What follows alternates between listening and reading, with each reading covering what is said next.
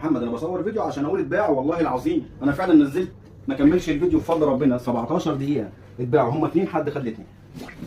فعلا كانت شاشه من اتباع والله العظيم، كانت شاشه من ذهب ديل الترا شارب يو 24 22 اتش اي، اللي انت عشان تجيبها من امازون من بره ب 20000 جنيه، اتباعوا الواحده على 5 جديده. يعني حتى معظم اللي متصل بيقول لي ايه العيب اللي فيها؟ ما كانش فيها عيب والله، الشاشات اهي زيرو بمعنى كلمه زيرو، هم جايين سعرهم كده بعتهم عادي. يعني في ناس فاكره ان هي فيها عيب ب 5000، ليه فيها مشكله؟ عشان بالكرتونه وبالسعر ده. ان شاء الله باذن الرحمن انا باذن الرحمن منتظر منها ال 27 باذن الله، منتظر منها ال 27 بوصه، بس ما اعرفش سعرها كام والله.